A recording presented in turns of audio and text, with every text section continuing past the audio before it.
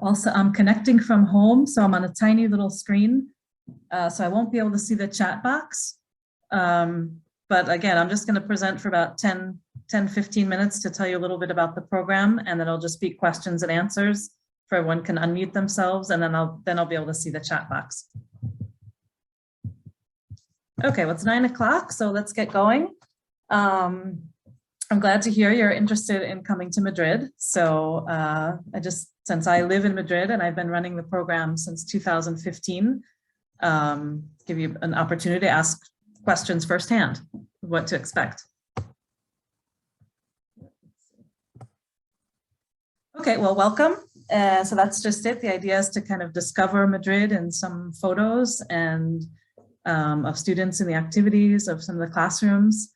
We'll have Carla and Colette will be joining us. They spent the session 1 here this past summer, so they can give you firsthand from their perspective, closer to your age than I am, and a chance for you guys to connect with each other, maybe later in the chat. I know you guys are all on Snapchat and Instagram. If you might connect that way and be in touch with each other as you go through the application process. Also later in the chat, if you guys would change your names, you could do like 1 and then your name, or 2, depending on what session you're in. So you can even see other people in the group if they're interested in the same session as you are. And Colette and Carla, if you made it to the call, could you just write alumni and then your name, so students will be able to see that you were here this past summer. Okay, so this is a picture of me on a trip with students. I'm based in Madrid. I've been living here for about 30 years, but I'm originally from the United States. And we have Carla and Colette. If you guys are here, just unmute and say hi.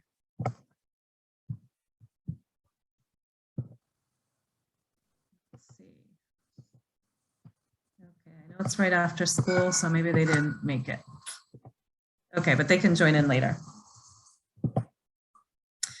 Okay, so Madrid, it's one city, but it's made up of many cultures and identities. Often students say rather than a big city, it feels like a big town, because once you're in your neighborhood, you'll be passing the same newspaper stand, the same mailman, the same coffee shop every day. And it starts to feel a little bit more like home when you, after the first few days. So it is a big city, but people quickly get to know their way to and from class and feel pretty welcome here. And actually this building with the black and gold roof, the CIA Study Center, is just 1 block, just right about behind here. So we're right downtown. Okay, so the top reasons I came to Spain and stayed here, and a lot of students mention, are the food. We have lots of good food and lots of tapas. It's a good way to try their small dishes of local food, so you can try a little bit of everything. Fiestas. All year round, but when you're here, there's the Festival of Water, is a fun, kind of like a giant water gun and buckets of water fight in a neighborhood in Madrid. A lot of students go to that with their host families. The art, will be visiting, it's not an art program, but we will definitely be visiting some of the great museums here. The architecture is pretty amazing. The United States is a relatively new country, and here you might go into a coffee shop and you see the building was built 300 years ago, or we might go into a local church and it was built in the 1400s. So the architecture is a little bit older than the US, but it has its charms too. If there's any soccer fans, hopefully this summer we weren't able to visit the Real Madrid soccer stadium because they were redoing it, but hopefully next summer we'll be able to go back there. Flamenco is a Spanish dance. We'll definitely be doing a dance workshop. When we have some day trips and overnight trips, we'll be leaving the city and you'll see some amazing landscapes and beautiful, lots of Instagrammable sites to see. And same thing as the history. History is definitely tied to the language, so that will come up in your classes. It's not a history program, but it will come up when we're talking about the language. And I think the best part, I know often in a classroom in the US, students don't realize how useful language is until you're here in a classroom, and then you go out and you put just what you learned in classroom, you use it when you order something to eat, or you go out and you want to do some clothes shopping, and you can use what you learned in a real world context. That's the idea behind the program. Okay, so some of the highlights is that it is the capital not only of the country, but also the province of Madrid. So we have the province or state of Madrid and then the city of Madrid. The people are very friendly, especially when you let them know you're learning their language and you're excited to be here. They're very friendly and often very happy to talk to you or give you some suggestions of what to see while you're here. It's a pretty monumental city. This picture here is taken, I think, 3 summers ago at the Bull Ring. We went to visit. We don't see a bullfight, but we think it's interesting to learn about it before condemning it. So it gives students a chance to judge for themselves what they think of that sport or art. There's lots of parks. We have the Retiro Park. It's kind of like New York Central Park. We have the Retiro Park. We have the Parque del Oeste as a favorite for students, especially during sunsets. They're beautiful from that side of the city. Madrid Rio will be doing a bike tour through that park. There's lots of open air markets around the city. And the best thing I think students love when they find out their transportation pass that we give to you is for unlimited travel for 30 days. And even students are from more rural areas, by the second day, they figure out the metro and they love it and wish their hometowns had one too. Lots of homemade fresh food. The only thing I've heard students, it's not as spicy as I know a lot of people are used to now in the US. Mostly garlic, salt, oregano are the main seasonings they use here. And one specialty is a bocadillo of calamares, or a fried squid sandwich. But don't knock it till you try it. Okay, so the program itself, we'll have 15 hours of language class at the CI Study Center. You'll have breaks during that time. We'll talk about that later. Then after the actual in-class language class, you go out into the community with your program leaders. Program leaders are American Spanish high school teachers that travel with students to Madrid, and they facilitate the parts when you're outside of the classroom, helping you to engage in the community and put your Spanish to use in practical situations. Every day we'll have a cultural activity. We try to cover a lot of interests. So one day it might be something about history, one day about art, one day about soccer. We'll definitely be going to see a movie in Spanish. And then on the weekends, we have a day trip, and then we have an overnight trip. We'll be visiting Valencia, which is about 4 hours to the east of Madrid on the coast. Then you also have free time to use responsibly to explore. We always say to use the buddy system, and you'll let your host families and your program leaders know where you'll be going. And then you'll have to be home in time for dinner with your host family. So breakfast and dinner you'll have at your host family. Since Madrid is bigger, we have Monday to Friday, your host will prepare you a packed lunch to eat your lunch at the study center. So you don't have to go home and then meet up again later for the activities. We can just do it all together. Okay, I think it's a little different. Like I said, you're not going into a classroom for 40 minutes and then leaving and you speak in English all the time. You'll be in Spanish in class, leave class, do an activity in Spanish, then do a cultural activity in Spanish, and then have dinner in Spanish with your host families. So it's kind of all day. You're going to be, students find by the 3rd, 4th day, they realize they start thinking a little bit in Spanish too. All of the teachers live in Madrid. They're local, they're Spaniards who live here.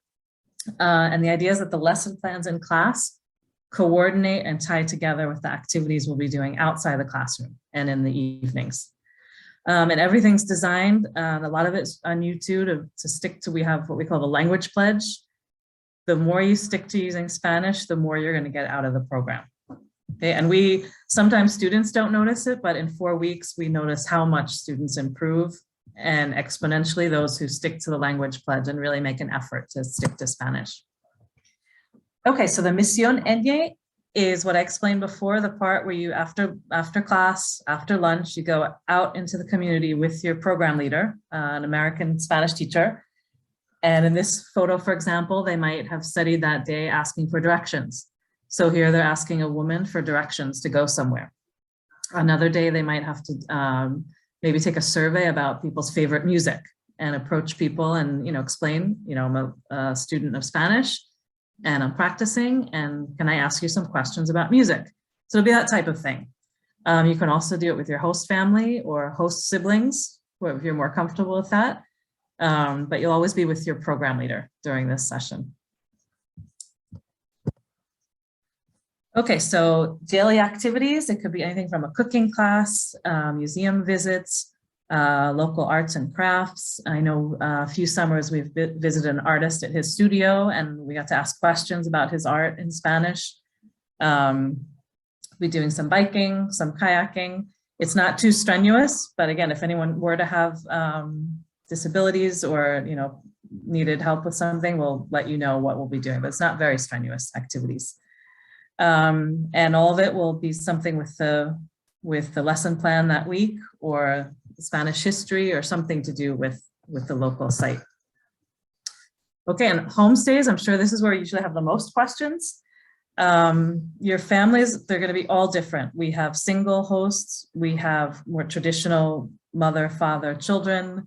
We have maybe couples that don't have children, or couples whose children have they're empty nesters and they like having young people around. All of our host families, we visit them every year. It's often by word of mouth. They have background checks, and they're people who've been, actually the high school, most have been hosting our summer students since 2015, because they really enjoy it, enjoy showing off their city.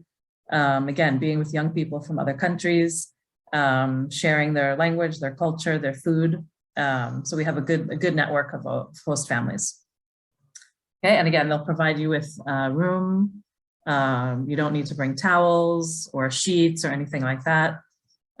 Even you'll receive information, because some students come with curling irons and hair dryers, and sometimes communicating with your host, you don't have to bring that, and take up room in your suitcase. They'll share theirs with you.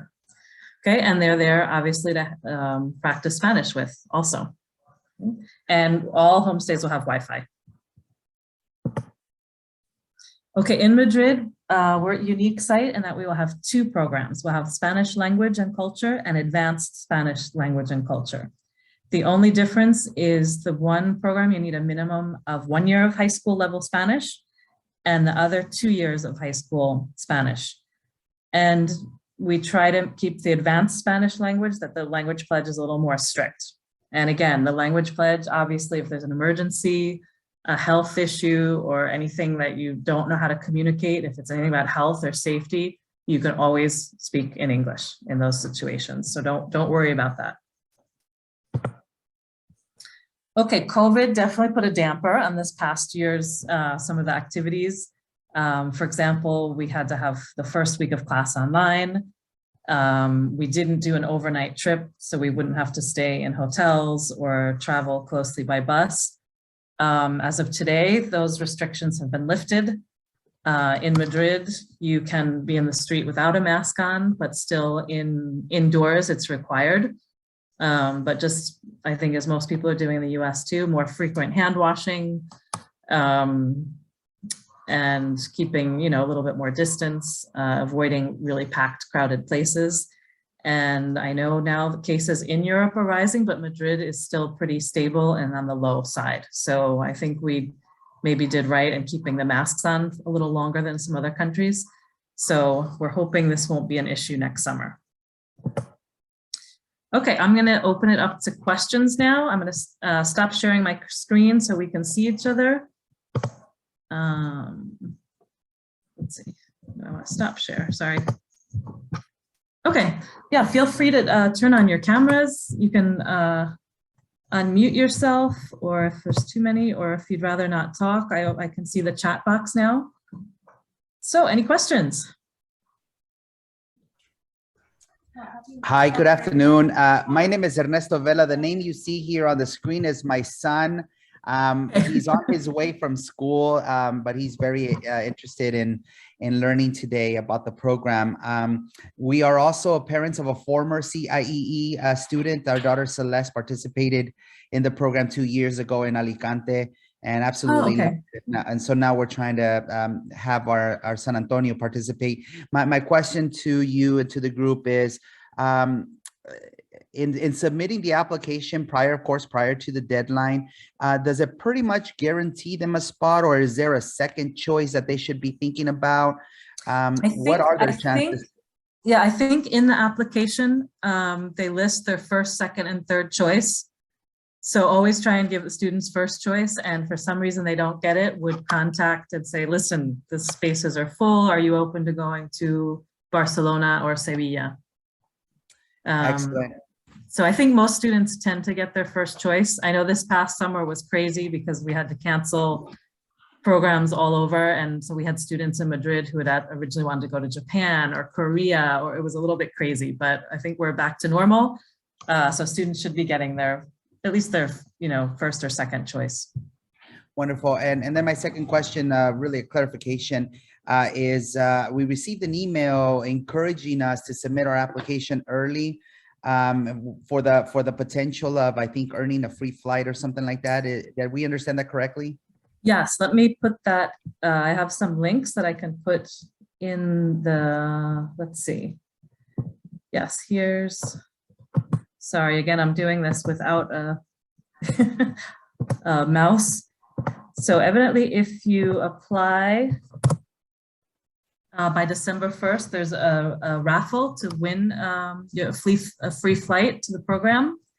There also, if any of you know alumni, I know in your son's case, you have your daughter, you can also get a $200 discount automatically let me share that link as well. So maybe if you're in your school, maybe you know someone, a friend or classmate who is an alumni, if you ask them for their link. And again, if Colette or Carla join in, they can share their link and you automatically get $200 off of the program fee. I apologize. I just wanted to let you know, I think you sent the 2 messages privately to me instead of to the entire. Oh, I'm sorry. Thank you. I just see that now as you said it. Thank you for letting me know. Again, I'm on this tiny screen. Let me do this again. That's funny. That was sent only to you. Okay, that's the one link. And then I will also send the other link. So I can, I'm really best here to answer questions about on-site once you're in Madrid. They're also going to have another webinar on Thursday, specifically to filling out applications and things you do stateside before coming to Spain. So they'll give, in case there's something I can't answer. Yeah, Luna?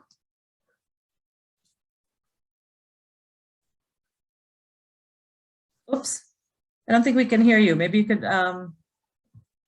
type in the chat box.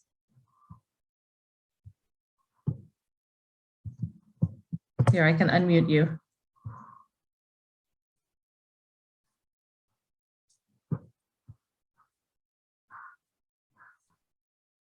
Okay, do you have a question, Luna?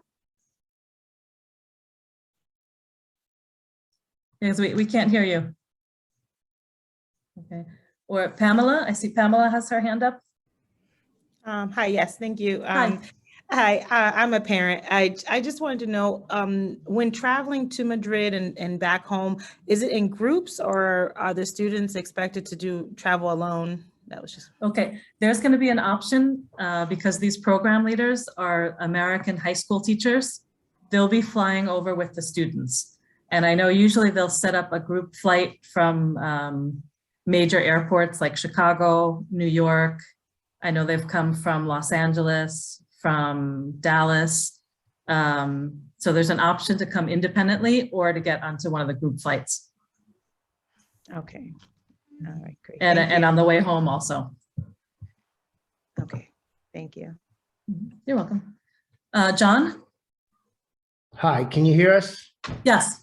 Okay, my wife, we have a question. Is it possible, I might have missed it, can we meet the host family before she flies out, either Zoom or? Yes, usually I think you'll get the host family information 2 to 3 weeks before departure, and they love to have a Zoom. Some might not speak English, but people communicate with hand signals, and usually maybe their child learns English in high school. So usually there's an easy way to And sometimes that I understand, just seeing a smiling face sometimes makes you feel more confident sending your child overseas. Thank you. You're welcome. Samiksha, I don't think I'm pronouncing that right. How do you pronounce your name? It's Samiksha, but you can call me Sammy for short if that's easier. Okay. So I'm a current high school student and I've only taken 1 year of Spanish. Is there an age requirement that you have to be to go to this program? I think it was from between 14 and 18. Okay, thank you, yeah. Mhm. And then also, like what does free time look like for this program? Like, are all events chaperoned and things like that? Well, we trust you that you're young adults. Free time, some students choose to use their free time to sleep because you guys are going to be tired. It's kind of nonstop, which is also the plan. So you get tired out and go home and take a siesta. And usually curfew is your host family's dinner time. So you might end the day's activity maybe at 7.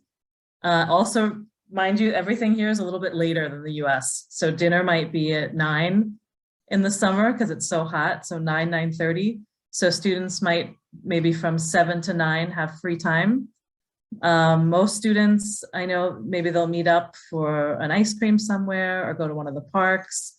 You also will have homework to do. So some students choose to maybe meet for a coffee or an ice cream and then go back and work on their project for that day. Some host families might plan a picnic somewhere, or it's definitely part of Spanish culture in the summer to be out and about when the sun starts to go down because it's hot during the day. So your host family might take you out for a tapa or something and then go home for your main meal.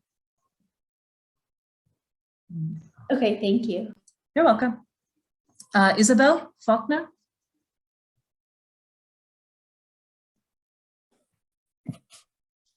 Hi, my question is, I'm in my 4th year of Spanish in high school, but I'm definitely not sure if I'm confident enough to be in the advanced, since you said that the rules are a little bit stricter. Just kind of, what do you think? We've had both. The curriculum itself is exactly the same. It's not that you're going to have, tons more work. It's just it's students who really are serious. They really want to speak only Spanish and stick to it. But again, if there were ever any emergency, you are allowed to speak English. We're not going to have you struggling with an appendicitis trying to say it in Spanish, right? And I see this past summer, because in the past, the advanced program was in Alicante. This past summer was the first year we had advanced and regular in Madrid in 2 different study centers.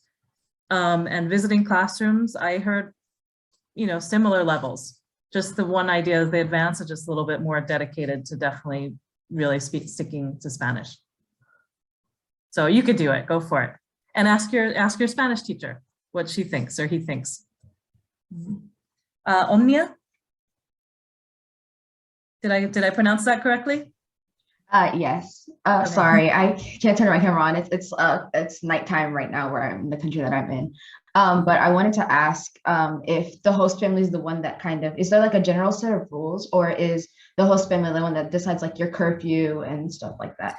No, it's set by CIE because sometimes the host families are a little too nice. So we set the curfew at 10 p.m. which might sound late for the US, but usually students are home earlier because they have dinner at 9:30, and the sun does not go down until about 10:30. So it's still light out at that time. Okay, thank you. You're welcome. Oh, I see in the chat box, how much homework do you think we have a night? Well, the way the program's set up is each week has a theme. Trying to remember because I'm not one of the Spanish teachers. One is identity, maybe family, maybe community. So the idea is every day in class, you will submit something to do with your project that you present on Fridays. So it might be a photograph, it might be an interviewing your host mom about a typical day. It might be interviewing a classmate about their typical day back in the US. So some people are on top of it. Every day they go home and upload something. Other students wait till Thursday night to do it. So we recommend maybe doing a little bit every evening. So maybe it's only half an hour rather than waiting till the night before. So that's kind of personal style, but it's usually not that much because we realize you are all day, you're on the go. Meren? Belachu, did I pronounce that correctly? Yeah, you pronounced it right. Okay. My question was about my friend and I are happening to apply to the same program. Is it at all, like, by any chance possible that I would see her there? Yes. Yeah, you guys are going to see each other all day. If you're in language and culture or advanced language and culture, you'll be in the same study center every morning. Okay. Each program will have four different classes, so 4 different teachers. So you might be in a different class, but on your break, you'll be across the hall. The afternoon activities, if it's a small place, you'll be going usually about 10 students with their program leader. Some places are big, like when we visit the bull ring or the soccer stadium, we can all go together. Okay, and then in your free time, you guys can meet up. And you can even request to live, some host families will have two students. So you might even request living together, or maybe not if you want to, sometimes it's easier to meet other people. Maybe if you each live with a different roommate and then all 4 of you get to know each other. So talk to your friend about that, about what you guys think would be the best fit. Yeah, thank you so much. You're welcome. Felicia? Yes, hi. Question about matching students with host families. Do you try to match on personality, or is there any kind of preference or anything like that? How does that work? Yes, we usually start, first thing, we usually start with anything medical. If someone has an allergy, for example, I know we have a host whose daughter has an allergy to gluten. So we might look, oh, here's a student who's also allergic. That would be easier for the mom to cook. So usually any type of health thing, then we'll look at hobbies. Sometimes like, oh, this host mom is a yoga instructor and the student loves to do yoga. So we kind of try and do it like that. And then we'll try and host, the same neighborhood. Because in an ideal world, they'd all live in the same building, but people are going to be all over the city. So we'll kind of try and group people who are in advanced closer together so they can come and go to activities, and people who are in the regular close to each other.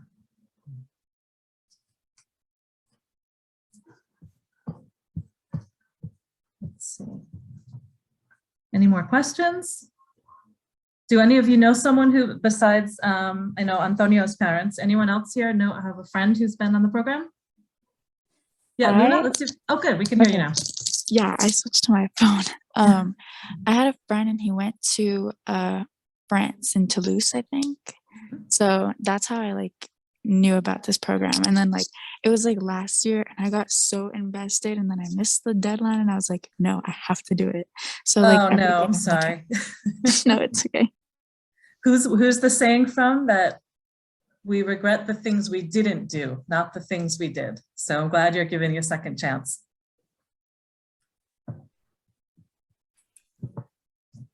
Yeah, Liz? Hey, I have a question.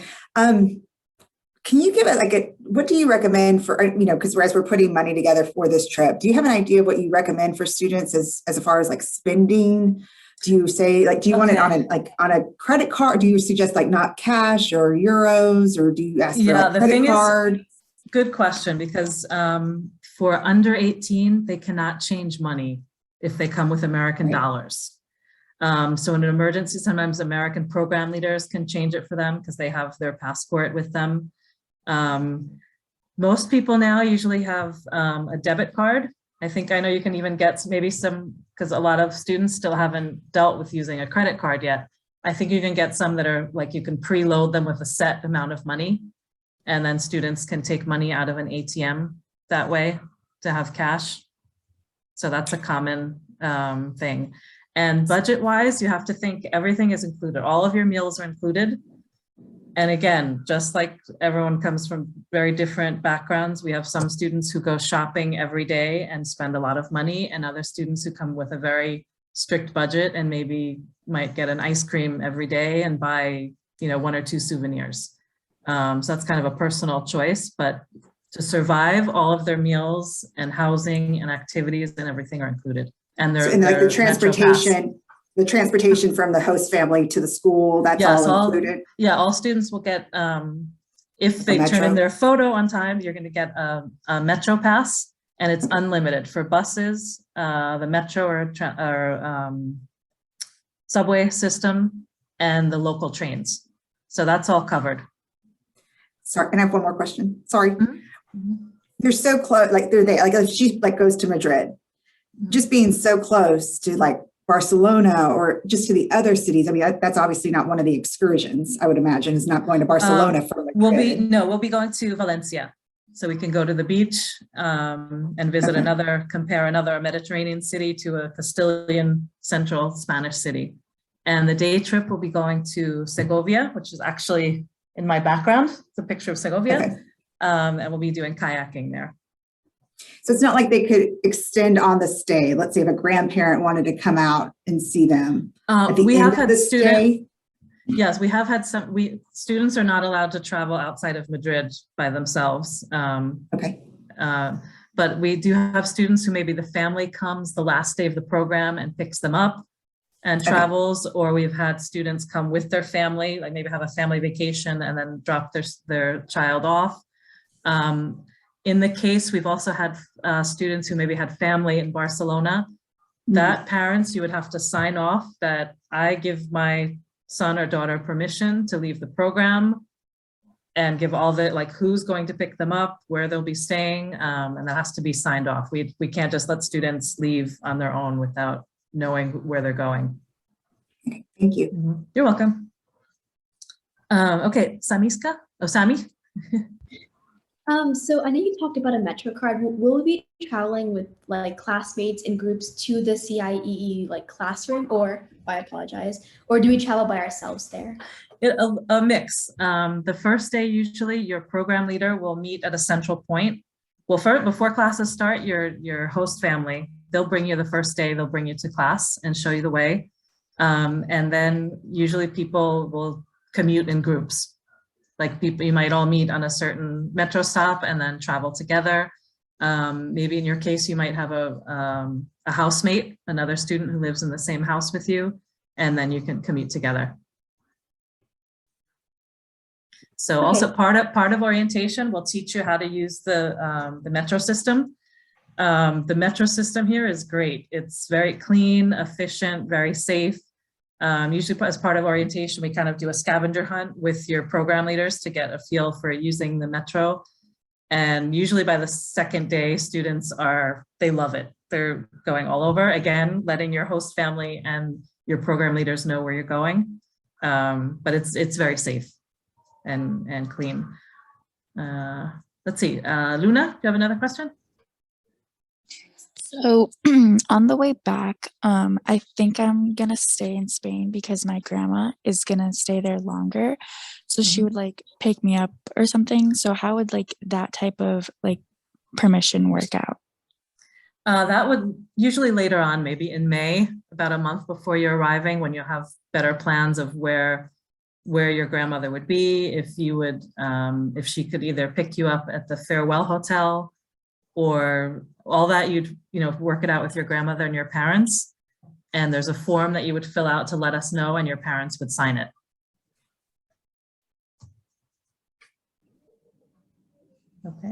Okay, I had a question.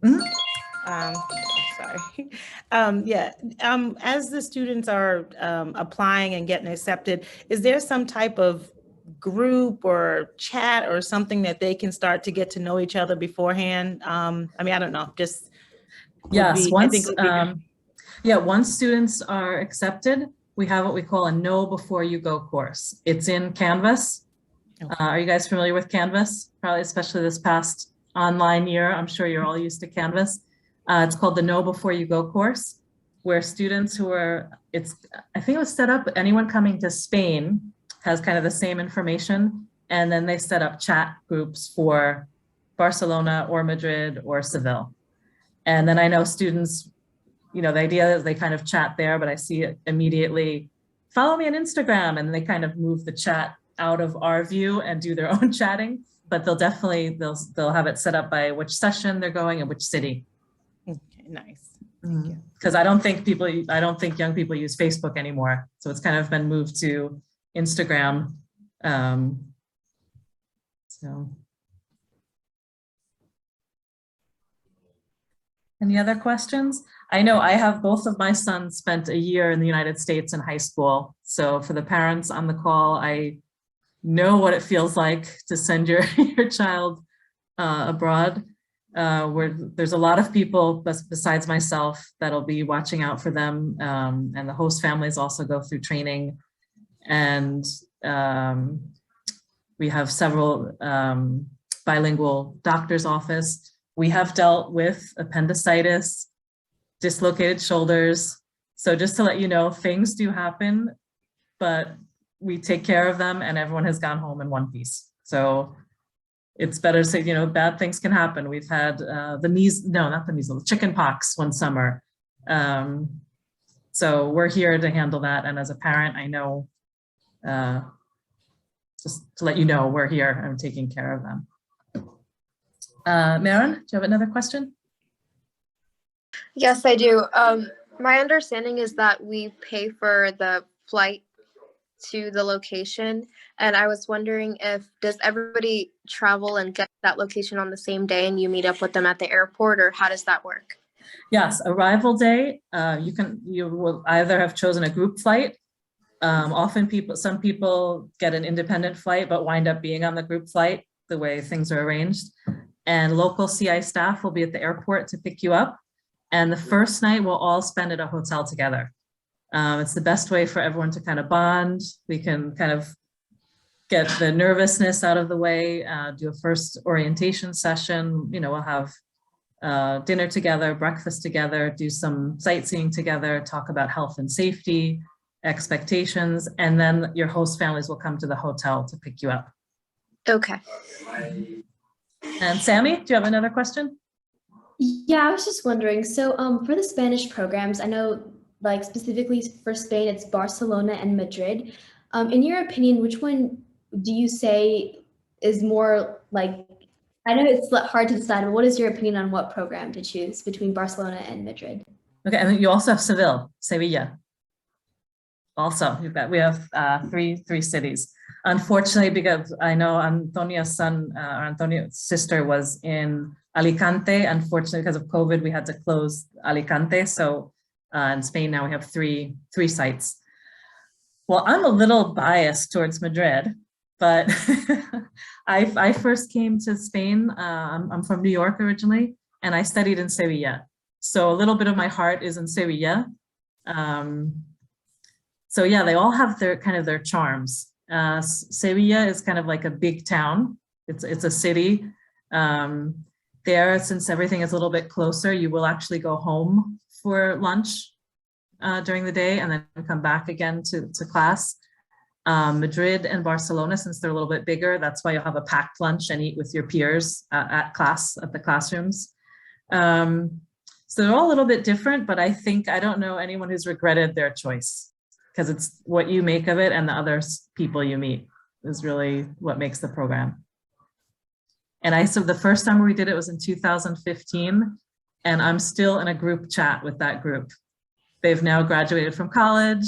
Several have come back to study in Madrid during their junior year abroad, and they're still in touch with each other. And now it's funny because now they friend me on LinkedIn as young professionals. And I'm like, wow, they started here when they were 15, 16, and now they're, so you believe you're gonna make a lot of really good friends here.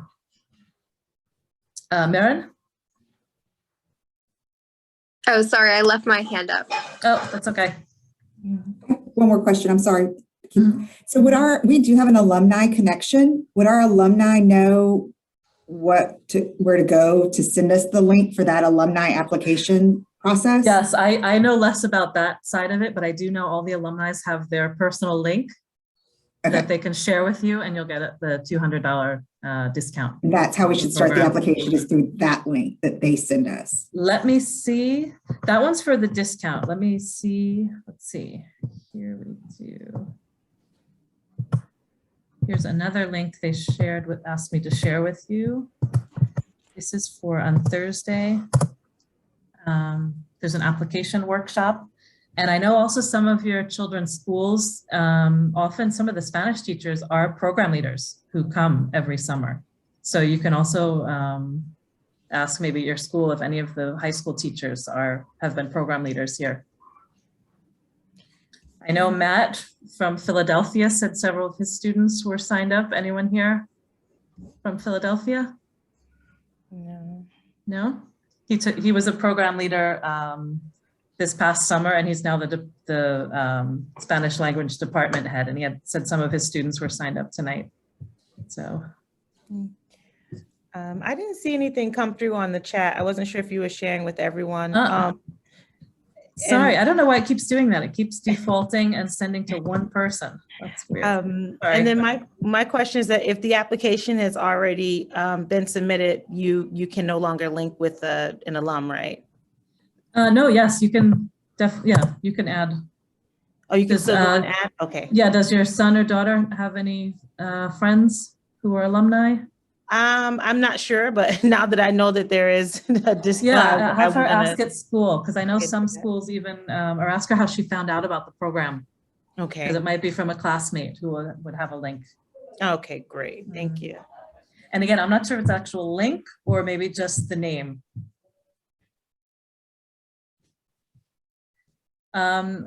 No one has asked, but I'll share some information about the insurance that the students have as part of the program. Is iNext insurance.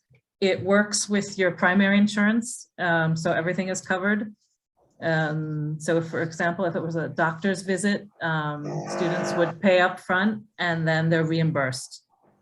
If they were to actually be admitted to the hospital, again, I had a student with an abscess in his throat, then it is paid for immediately by the insurance. You have to put anything up front.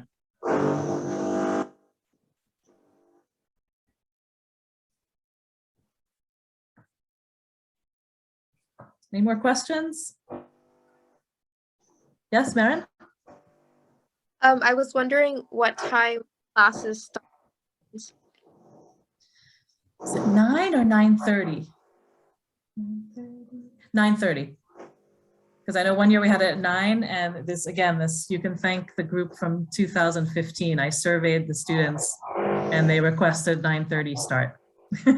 Just like the day here ends a little bit later, it starts a little bit later also. Okay.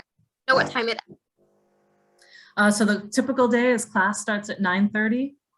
Then there's a 20-minute break. A lot of students go to like supermarkets and coffee shops around, and then come back to class and end at 12:30. And then students will have eat their packed lunch together. Well, the program leaders and language teachers usually have a little meeting about what was covered in class and what you'll be doing out and about in the community. And you'll finish your lunch and then go do your Misión Eñe in the community. And then we'll meet back up later for that day's cultural activity, which could be, like I said, a cooking class or ceramics class or a dance class. Maybe we might be doing a language exchange with local Spanish teenagers. So that's kind of how the day goes. Okay, thank you. You're welcome.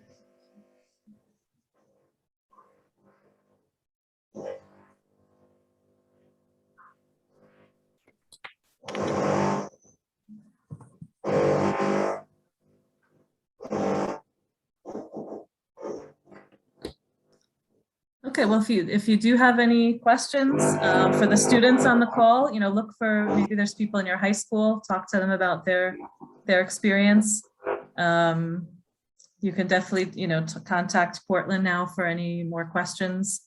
More application side, they know more about that, and I know more like on site what you'll actually be doing here and seeing. And I know the first day it's hard to imagine, but the last day, the farewell hotel, everyone is hugging everyone and everyone is crying, and it's such a short time. It's kind of like when you go away to college, people bond really quickly, and it's a nice feeling that you're all here for the same reason and go home with a lot of new friends.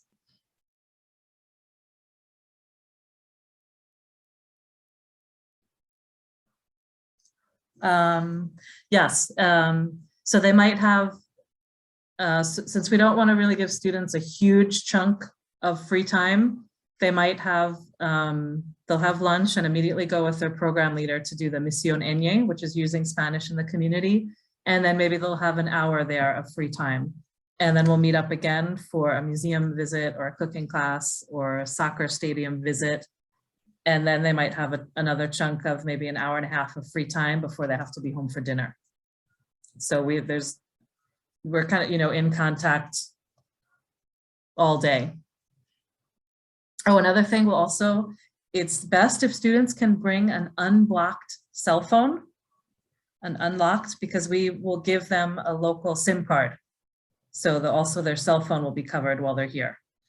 Sometimes I know students, depending on your provider at home, they have good international plans, but we usually, if students come with an unblocked smartphone, we will give them a local SIM card. And I know this summer, I think it had like 6 gigas, I don't know how to say it in English, and maybe like 400 minutes of calls or something like that. So we definitely start checking with your phone providers if the phone's not unblocked, how to do that. Usually just let them know you'll be away from the country for a month and they'll unblock your phone to put another SIM card in. Baggage, we definitely suggest traveling light because it is summer. You will have your laundry, you'll have a place to do your laundry. Sometimes the host does their laundry. Some students prefer to do their own. That's kind of a part of the growing process, is communicating with your host family. So usually people bring like one big bag, and then definitely bring a backpack for every day to carry. A water bottle is a good thing to bring. And for some reason, sunscreen tends to be more expensive. So I suggest people pack sunscreen if you check a bag. If you just have like a big carry-on, then you'd have to purchase it here. Yeah, and everyone I see more and more, pretty much, I have nieces and American nieces and a nephew tend to dress the same as Spaniards. It will be hot.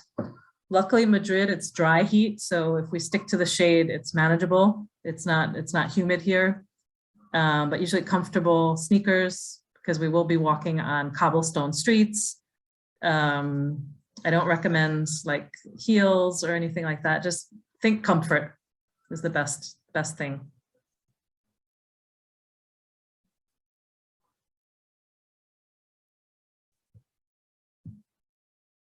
Yeah, can't wait to see you in Madrid either. So the main thing is just, you know, keep up to on your tasks. Once you're accepted, you'll have tasks in your MyCIE. One thing that's very important on our end is to make sure you submit a photo and a scan of your passport, because that's what we'll need to get your transportation passes, and it takes about a month. And that's the best thing. On day one, we give you your pass and you're all set for the month. Because otherwise, if you don't turn it in on time, we have to get an appointment and we have to go at like 7 in the morning. If we're quite early, when do we know we've been accepted? I'm sorry about that's kind of the Portland, US side, so I'm not exactly sure when you would find out. But I know usually they start the course, the Know Before You Go, in February. So usually by January you should, or probably right after the holiday break, you should know.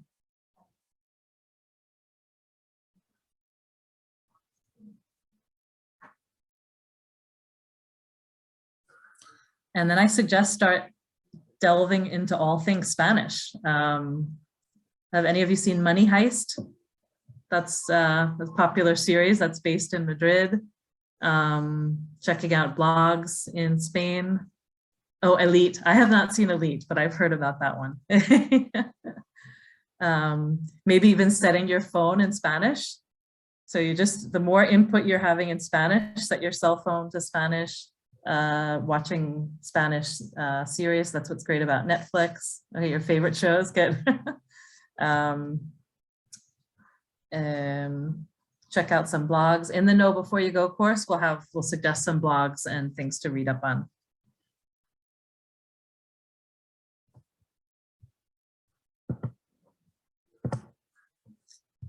Okay, well, if there's no more questions, again, you can email, or once you start your application, you'll be connected to an advisor in CIE in the United States. You'll probably have now at this point have more questions for them about the application process. And then once you're accepted, it kind of then moves over to us.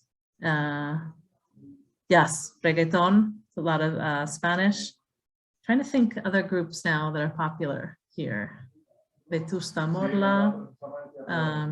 Oh, it's my son just came home. Yeah, so any input in Spanish will help you the more you listen to it. Reggaeton, sometimes their lyrics are a little iffy there, so. But yeah, any input is helpful. That's what I did when I came here, just listen to Spanish music. Cell phones did not exist when I came to study here, so I couldn't do that. But reading in Spanish, all the input helps.